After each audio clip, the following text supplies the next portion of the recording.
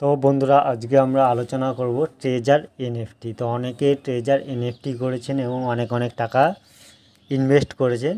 তো তাদের সতর্কবার্তা নিয়ে এই ভিডিওটি অবশ্যই পুরোটি দেখবেন। যে প্রথমে আমরা কী এনএফটি সম্বন্ধে কী আমরা জানব।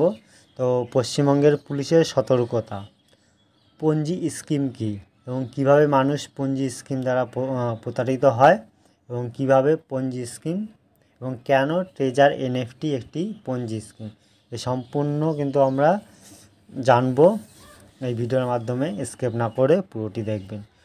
তো ট্রেজার এনএফটিতে যারা টাকা বিনিয়োগ করেছেন তাদের পশ্চিমবঙ্গ পুলিশের পক্ষ থেকে সতর্ক করা হলো, জানানো হলো এটি একটি পঞ্জি স্কিম। আপনি এর দ্বারা প্রতারিত হচ্ছেন। অল্প দিনে ডবল বেনিফিট পাওয়ার জন্য প্রচুর মানুষ ট্রেজার এনএফটিতে টাকা ইনভেস্ট করছেন। পশ্চিমবঙ্গে এই সংখ্যাটা কম নয়। সাম্প্রতিক সময়ে ট্রেজার এনএফটি থেকে টাকা উইথড্রল হচ্ছে না, তাই যারা এখন এখানে টাকা বিনিয়োগ করছেন তারা সমস্যায় পড়ছেন। আমরা প্রতিনিয়ত কোনো এই ধরনের সংস্থার প্রতি মানুষকে আকৃষ্ট হতে দেখি। তো কম সময়ে কম পরিশ্রমে বেশি মানুষ মুনাফা পাওয়ার জন্য মানুষ এই ধরনের সংস্থাগুলিতে টাকা বিনিয়োগ করেন। বেশ কিছুদিন ধরে এই ট্রেজার এনএফটির রমরমা চলছিল। পঞ্জি স্কিম কী এবং ট্রেজার এনএফটিও যে একটি পঞ্জি স্কিম, তাই নিয়ে কলকাতা পুলিশের পক্ষ থেকে একটি সতর্কতা দেওয়া হয়েছে। তো আজকে আমরা সেটাই জানব। তো যে মূল বিষয়গুলি হলো যে পুলিশ কি জানিয়েছে এবং পঞ্জি স্কিম কী, কীভাবে মানুষ পঞ্জি স্কিম দ্বারা প্রতারিত হয়, কেন ট্রেজার এনএফটি একটি পঞ্জি স্কিম, তো বিনিয়োগকারীরা কীভাবে এর দ্বারা প্রতারিত হচ্ছে। তো পুলিশের যে সতর্কতা, যে বানারহাট থানার আইসি এবং জলপাইগুড়ি মিডিয়া সেলের বিশেষ দায়িত্বে থাকা বিরাজ মুখোপাধ্যায় সোশ্যাল মিডিয়াতে এই বিষয়ে একটি বিস্তারিত প্রতিবেদন দিয়েছেন। তিনি ওই ভিডিওতে পঞ্জি স্কিম কী এবং ট্রেজার এনএফটি সম্পর্কে মানুষকে সতর্ক করেছেন। প্রথমেই তিনি পঞ্জি স্কিম কী, কোথা থেকে এই শব্দটি এসেছে এবং এই স্কিমের মাধ্যমে কিভাবে মানুষকে প্রতারিত করা হয় সেই বিষয়ে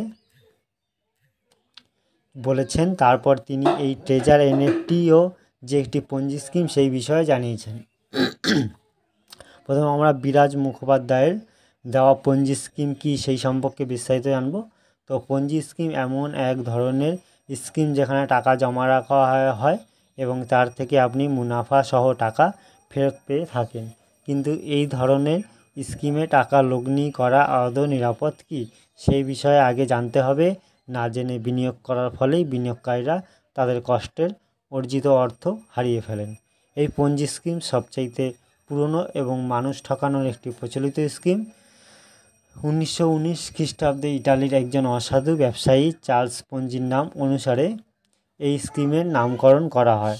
প্রথমে তিনি আমেরিকার ডাকটিকিটের ব্যবসা করতেন এবং যেখানে সামান্য মুনাফা পেতেন, কিন্তু এই সামান্য মুনাফায় তার মন না ভরায় তিনি প্রচার করলেন ডাকটিকিটের ব্যবসায় তার প্রচুর মুনাফা এবং এখানে যদি কেউ বিনিয়োগ করে তাহলে তাকে 100 দিনের মধ্যেই দ্বিগুণ অর্থ ফেরত দেওয়া হবে। সেই সঙ্গে তিনি আরও জানান, বিনিয়োগকারী যদি অন্য কাউকে বিনিয়োগ করার উৎসাহিত করেন তাহলে তিনি কমিশন পাবেন, যা হলো রেফারেল কমিশন। তো কম দিনে বেশি মুনাফার আশায় প্রচুর পরিমাণ মানুষ এতে বিনিয়োগ করেন, কিন্তু পঞ্জি এই স্কিমে না ছিল কোনো উৎপাদন, না ছিল কোনো মুনাফার জায়গা। জনগণের বিনিয়োগের টাকা থেকেই জনগণকে মুনাফা দেওয়া শুরু হলো, কিন্তু এতে বেশি দিন চলা সম্ভব নয়। প্রথম 100 দিনের দ্বিগুণ পেয়ে জনগণের লোভ আরও বাড়ল, তারা আরও বেশি বিনিয়োগ করতে লাগলেন। ঠিক তখনই পঞ্জি একদিন ঝাঁপ বন্ধ করে পালিয়ে গেলেন। পঞ্জির বিরুদ্ধে অবশ্য মামলা হয়েছিল এবং তার হাজতবাসও হয়েছিল, তবে এই স্কিম অসাধু ব্যবসায়ীদের দৃষ্টি আকর্ষণ করে। তো কীভাবে মানুষ পঞ্জি স্কিম দ্বারা প্রতারিত হয়, আজও এই স্কিম চলছে, তবে সময়ের সঙ্গে সঙ্গে এর রূপ পরিবর্তন হচ্ছে। মানুষ যাতে বুঝতে না পারে যে এটি এক ধরনের মানুষ ঠকানো ব্যবসা, তাই তাতে নানা ধরনের পদ্ধতি ব্যবহার করা হয়। যেমন কিছু স্কিমে প্রোডাক্ট বিক্রি করার একটা আবরণ দেওয়া হয়, যেখানে একটি নির্দিষ্ট পরিমাণ অর্থ দিয়ে মেম্বারশিপ নিতে হয়। বলা হয় আপনাকে মেম্বারশিপ নেওয়ার অর্থে প্রোডাক্ট দেওয়া হবে, যা বিক্রি করে আপনি মুনাফা পাবেন। তারপর যে প্রোডাক্টটি আপনাকে দেওয়া হবে তার মূল্য মেম্বারশিপে দেওয়া অর্থের তুলনায় অনেক কম। তবে সেখানে আপনাকে বলা হয় আপনি আরও মেম্বারকে যুক্ত করলে সেখান থেকে বড় অঙ্কের কমিশন পাবেন। আসলে এই প্রোডাক্ট দিয়ে আই ওয়াশ করা হয়। এর উদ্দেশ্য হলো আরও বেশি মেম্বার যুক্ত করে আরও অর্থ সংগ্রহ করা। এভাবে বিভিন্ন কায়দা এবং বিভিন্ন নাম নিয়ে পঞ্জি স্কিম আজও চলছে।